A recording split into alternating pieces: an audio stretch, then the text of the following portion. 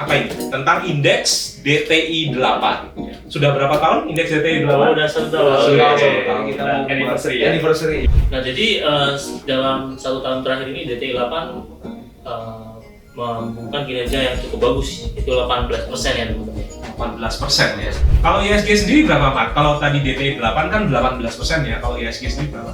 Pak, SCMA turun lagi. Masih kah? Terima kasih.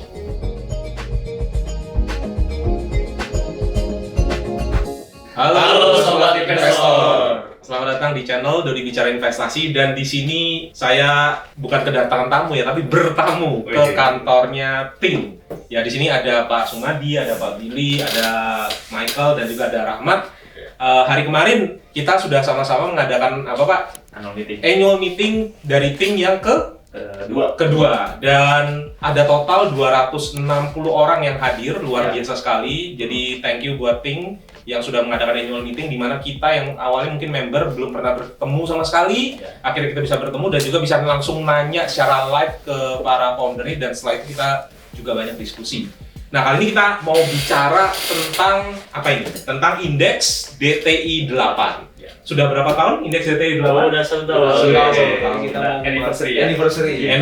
Anniversary dari indeks Ting DTI 8, dan pertama kita mau refresh dulu kenapa kok indeks DTI 8 dibentuk, dan juga kita akan bahas nih performance-nya DTI 8 terhadap ISG seperti apa. Tapi sebelumnya saya mau tanya dulu nih kepada tim dari Ting, bisa ceritain nggak indeks DTI 8 itu apa? Mulai dari Pak Sumadi. Mungkin kalau teman-teman udah ikutin channel Pak Dodi dari tahun lalu, mungkin sekitaran Agustus ya, DTI 8. Agustus Ya, 2022. Jadi waktu itu kita berbincang lah sama Pak Dodi, kita ngerasa sebenarnya semuanya tuh bisa jadi investor. Memang kita bisa sebagai investor langsung beli reksadana, bisa beli apapun obligasi. Tapi alangkah lebih baiknya kenapa enggak kita menyusun reksadana sendiri. Cuma berangkat dari ide itu, tentu kan di luar sana kan teman-teman mungkin yang masih awam nggak tahu kan apa aja sih universe yang menarik untuk diinvestasi. Makanya kita di DTI 8 ini kita pullin kira-kira universe apa aja sih yang at least yang sebenarnya udah teruji dari waktu saat masa krisis, baik dari tahun 98, terus 2008, 2015 sampai di tahun 2020 dia bisa melewati krisis itu, bahkan makin lebih tinggi, makin lebih baik. Makanya terciptalah universe itu. Karena untuk mempermudah teman-teman, oh kalau saya mau mulai berinvestasi, menyusun indeks sendiri, kira-kira apa sih guideline-nya? Ya refer aja dulu ke DTI 8 sambil pelajarin. Karena saya jamin apa yang di universe DTI 8 itu pasti teman-teman tahu. Nggak mungkin teman-teman nggak tahu, pasti secara nggak langsung teman-teman pakai produknya. Pool yang kita buat itu kan perusahaan yang tadi seperti kata Pak Sum udah too big to fail ya kalau dia. Ya, not necessarily nggak mungkin fail sih, cuman ya at this point susah lah, termasuk yang besar sekali dan bagus, high quality. Nah, cuman masalahnya kan perusahaan bagus itu nggak berarti harus kita beli. Dan nggak berarti kalau perusahaannya bagus itu artinya investasinya bagus juga Pak. Nah, kita harus lebih pilah dari 30 ini mana sih yang harganya itu lebih terdiskon gitu, harganya lebih murah gitu lah kalau bahasa kampungnya.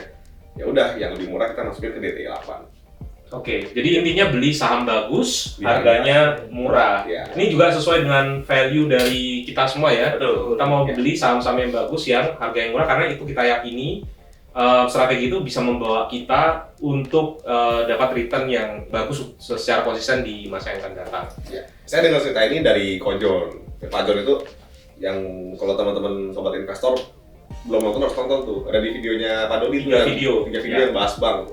Pak Jon kan lagi ngopi ya di Kopi Tiam di Medan waktu itu.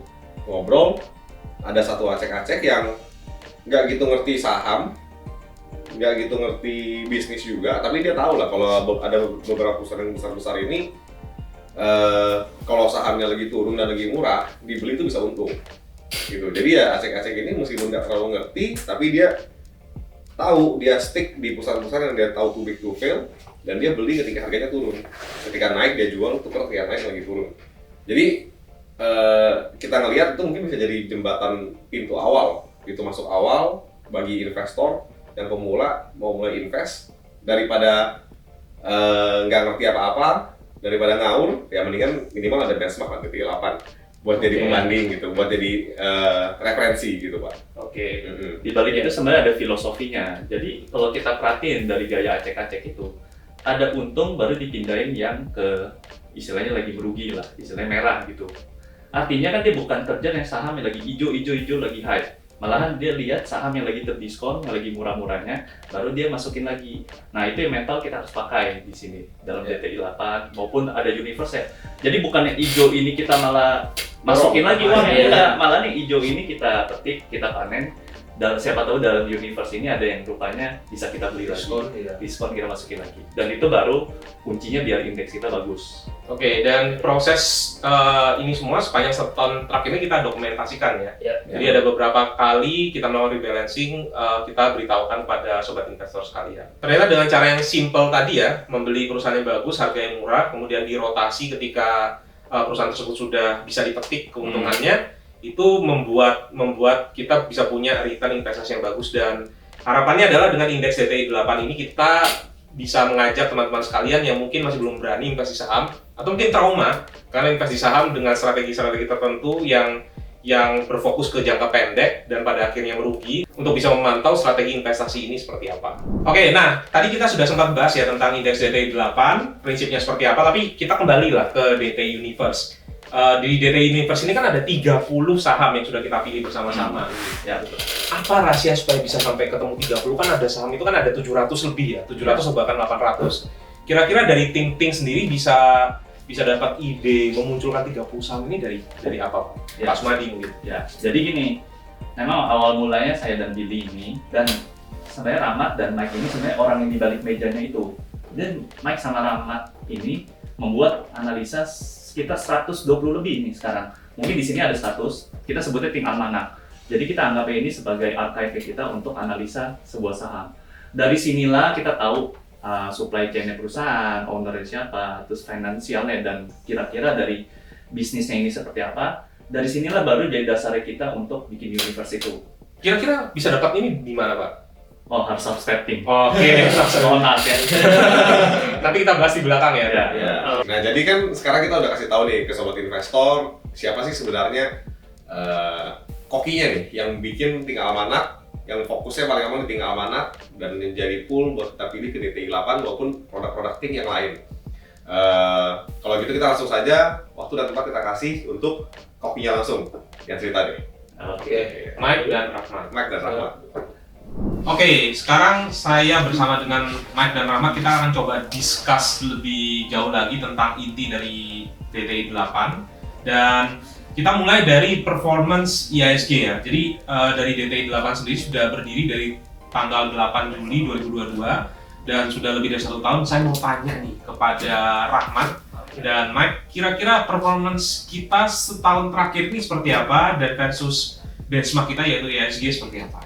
Nah, jadi dalam 1 tahun terakhir ini DTI 8 membukukan kinerja yang cukup bagus, itu 18% ya teman-teman. 18% ya? Mungkin ini ya Pak Dodi, awal-awal dulu waktu syuting mungkin yang DTI 8 seri 1, 2, 3 ada beberapa orang yang ngomong, oh DTI 8 underperform segala macam. Tapi kan memang tetap periode-periode awal tahun lalu kan memang sempat DTI 8 itu kan underperform dibanding IHSG ya. Dan kita record juga ya kalau betul, kita benar-benar record semua.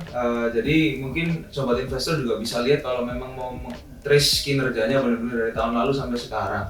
Cuman kan ya memang begitu, investasi ini kan kinerjanya tidak bisa diukur dalam jangka pendek, tapi diukur dalam jangka panjang. Jadi kalau kita lihat DTI 8 sekarang kinerjanya sudah melampaui kinerja dari IHSG. Jadi kalau mungkin sobat investor yang dulu sempat melihat DTI 8 underperform atau segala macam itu kan terjadi dalam jangka pendek.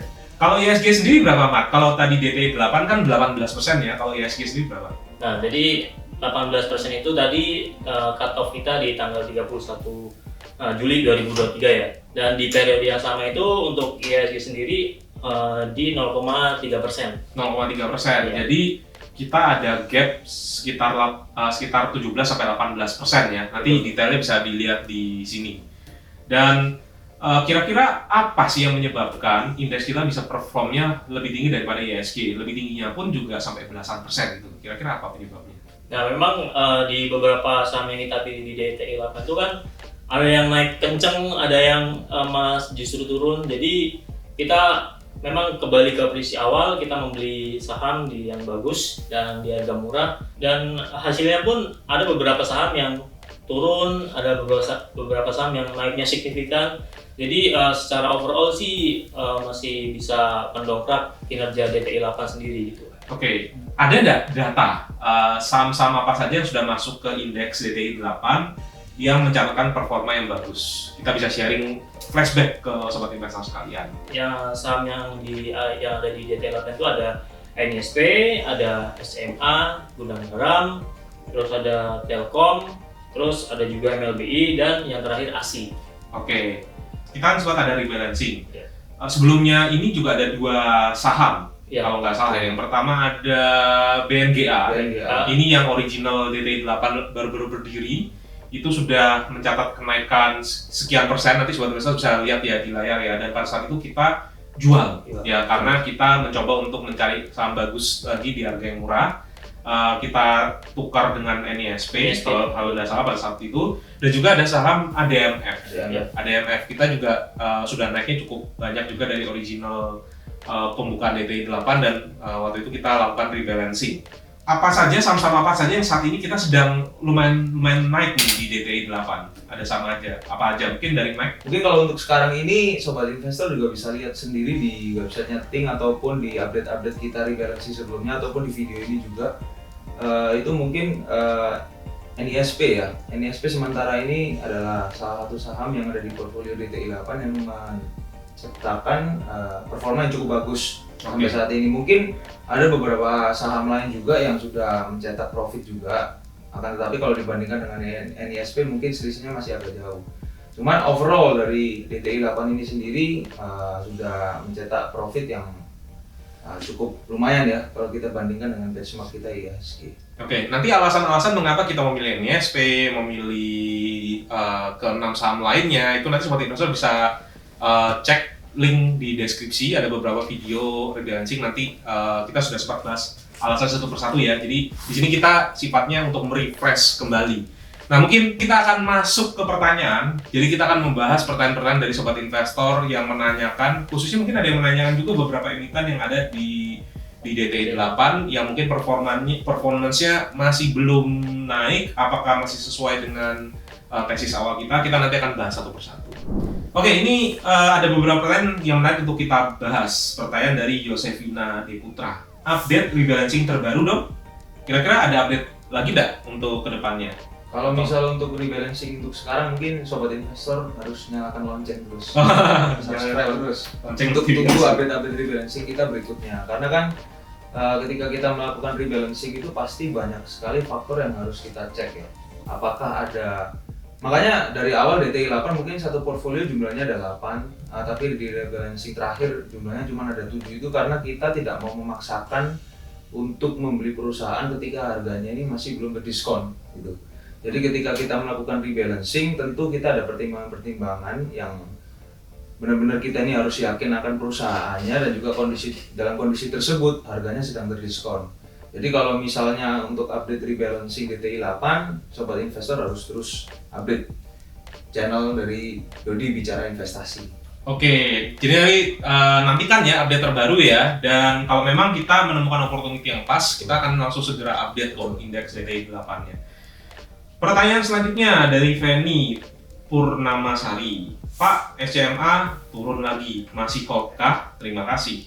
Nah, kira-kira kalau kita lihat ya memang SCMA ini salah satu yang kinerjanya dibandingkan dengan saham-saham lainnya yang lumayan turun. Jadi kita sempat masuk itu di mungkin 200 atau 190-an, sempat naik ke 280, kemudian sekarang ada di 140 pada saat syuting ini kita lakukan. Kira-kira apakah ada perubahan tesis enggak untuk SCMA ini? Apakah memang SCMA ini ada, karena memang kalau kita lihat di kuartal kedua, laporan keuangan kuartal kedua memang kinerjanya sedang tidak baik-baik aja ya kalau kita lihat secara sekilas. Tapi kira-kira apakah ada pertimbangan kenapa kita tetap masukkan SCMA di dalam indeks, tidak kita keluarkan? Mungkin dari Michael atau Rahmat. Mungkin kalau SCMA kita bisa melihat ya, memang kuartal 2 kemarin ketika laporan keuangan rilis itu banyak orang yang kaget. Tiba-tiba SCMA kinerjanya anjlok gitu ya. Tapi kalau sobat investor semua mau cek ya, sebetulnya kan SCMA ini punya satu anak perusahaan yang mungkin juga kita semua udah tahu, video ya. Dimana video ini manajemen melakukan ibaratnya money burning di video untuk mendapatkan customer, untuk meningkatkan traffic segala macam. Jadi mereka membutuhkan biaya untuk mendapatkan hal-hal tersebut. Nah, kalau misal kita lihat movement dari manajemen video ini, mereka tidak menggunakan uang ini dari SCMA itu sendiri, tapi ada dana-dana dari investor lain yang memang mau chip in dan yakin dengan video ini sehingga mereka menjadi investor, dan uang itulah yang digunakan untuk meng-capture customer mereka. Jadi secara overall kita masih tetap yakin dengan kinerja SCMA tersebut, karena mau bagaimanapun juga SCMA ini adalah salah satu big player ya di dunia media di Indonesia. Jadi saya yakin manajemen pun ketika terjadi kinerja yang memburuk atau segala macam, manajemen itu tidak akan tinggal diam. Manajemen pasti akan menemukan cara yang terbaik untuk mengembalikan kinerja mereka, karena memang circle of competence dari media tersebut, dari manajemen SCMA tersebut dari bidang media. Jadi mereka pasti akan menemukan cara untuk mengembalikan SCMA ke kinerja yang terbaik. Oke, dan mungkin ada yang bilang ya kalau sekarang banyak yang pindah ke YouTube atau sebagainya. Kita bisa lihat sebenarnya channel-channel yang konvensional pun, TV yang konvensional, itu sekarang yang subscribernya yang tinggi-tinggi loh. Iya. Ada yang 20 juta, ada yang 15 juta gitu ya. Betul. Jadi ketika memang ada shifting, tentu saja pemain-pemain besar ini nggak mungkin tinggal diam ya. Mereka pasti akan punya seri khusus yang ada di YouTube, dan saya lihat itu ada beberapa seri-seri yang ternyata cukup populer ya. Karena memang tidak bisa dipungkiri lagi kalau mereka sudah punya kualitas ataupun tim kreatif yang bagus, sehingga ketika pindah platform pun hasilnya juga tetap bagus juga. Pertanyaan selanjutnya, kenapa nggak pilih HMSP? Kok pilihnya Gudang Garam? Ya, mungkin saya jawab dulu ya. Ya mungkin kan balik lagi ya, kita memilih saham yang bagus dihargai murah. HMSP sama-sama bagus nih dengan Gudang Garam. Tapi menurut kita harganya belum termasuk murah.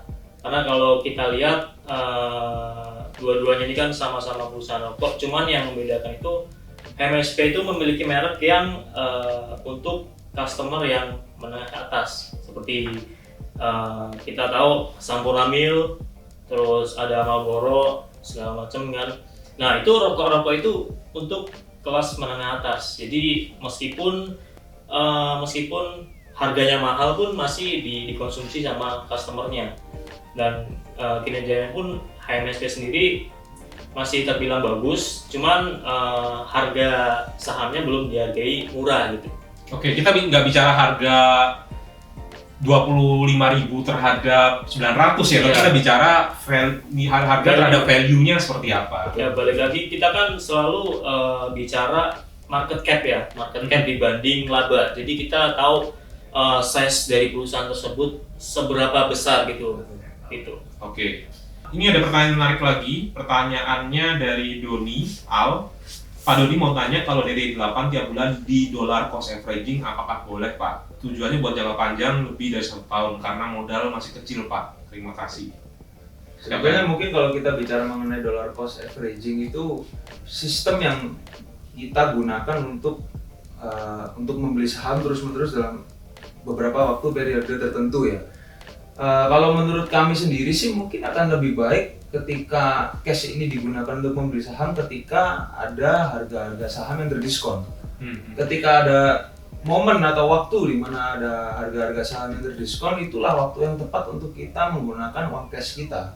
Meskipun jumlahnya besar atau jumlahnya kecil, itu tidak menutup kemungkinan untuk kita bisa melakukan hal tersebut. Karena ketika kita bisa menggunakan cash ini di waktu yang terbaik, ketika harga-harga saham itu lagi terdiskon, itu pasti akan lebih mudah bagi kita untuk mencetak kinerja yang lebih baik di dunia investasi. Karena kalau kita misal tidak peduli akan harga saham apakah ini murah atau tidak, tapi kita hajar terus setiap bulan, itu kan kita tidak bisa mendapatkan atau tidak bisa memanfaatkan momen dimana ketika harga saham tersebut jatuh atau sedang murah atau segala macamnya, karena kita sudah pakai terus, mungkin ada yang tiap bulan, tiap minggu. Karena kan kalau kita bilang dollar cost averaging, ada orang yang tiap minggu masukin, ada orang yang tiap bulan masukin, ada orang yang mungkin tiap 6 bulan sekali masukin, itu kan semua dollar cost averaging. tergantung waktu atau time frame orang masing-masing. Kenapa? Kalau misalnya kita tunggu menggunakan cash ini ketika harga saham turun, itu juga namanya dollar cost averaging. Cuman memang waktunya beda-beda tiap orang ya. Ada yang seminggu, sebulan, tapi kalau kita mungkin lebih prefer untuk menggunakan uang kas ini ketika ada harga-harga saham yang terdiskon. Seperti itu. Oke, setuju, sepakat ya dengan Mike. Jadi kalau nantinya di DT 8 memang sih 7 saham ini mungkin lebih murah daripada 23 yang lainnya, tapi ada beberapa yang sudah naiknya tinggi ya. Betul. Nah kalau bisa dari 7 ini silahkan disesuaikan dengan kapasitas keuangannya. Kan saya rasa untuk beli 7-7-nya ini bisa jadi perlu biaya yang cukup banyak gitu ya. Jangan beli 7-7-nya, tapi cari aja dari saham ini yang bisa dipahami bisnisnya, yang bisa dipahami kan bisa beda-beda ya. Dan juga cari yang memang masih murah gitu ya. Sudah masuk di indeks ini memang sudah murah, tapi ada beberapa yang mungkin sudah naiknya cukup banyak dan kita belum suatu update gitu ya. Karena belum ada opportunity yang baru. Nah itu tadi pertanyaan-pertanyaan yang sudah terkumpul di DT8. Jadi bagi sobat investor boleh tuliskan pertanyaan-pertanyaan yang ada di video kali ini. Sekarang mungkin saya mau membahas the next step-nya. Kira-kira dari Mike dan Rahmat gimana? Kan kita sudah dikasih semacam indeks yang secara pasif lah istilahnya ya, kita ikuti aja secara pasif, kemudian kita lihat perkembangannya.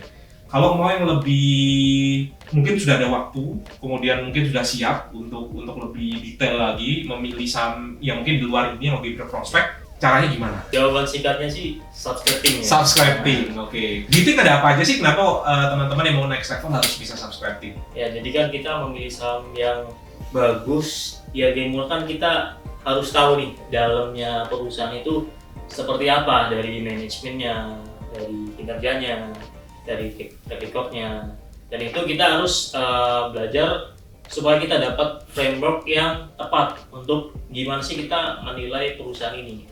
Dan di Ting sendiri ada beberapa ya, mulai dari kita membahas tentang principle, Betul. Ya, kemudian ada juga kita membahas tentang case. Ya. Kita juga membahas ada meeting baik online maupun offline Betul. setiap bulannya, minimal ada sekali. Kemudian di situ ada juga list. Ya, list itu nanti istilahnya adalah ide-ide investasi buat sobat investor supaya ada guidance. Kira-kira pada saat periode ini mana sih ide-ide investasi yang bisa diperdalam terlebih lagi. Itu aja mungkin ada pesan buat sobat investor sekalian yang sudah mengikuti indeks DTI 8 selama ini, dan mungkin kira-kira supaya bisa meningkatkan investasi sahamnya apa lagi yang mau disampaikan kira-kira? Ya, mungkin saya mau nambahin sedikit ya, kalau misal kita bicara mengenai Ting itu value terbesar. Saya kan dulu juga member ya, member dari awal berdirinya Ting itu menurut saya adalah komunitas, di mana Ting ini merupakan suatu komunitas yang isinya itu kumpulan investor yang memang kebanyakan dari member-member Ting itu adalah investor-investor yang punya kehausan atau keinginan tinggi untuk mencetak return yang bagus di dunia investasi ataupun di pasar modal.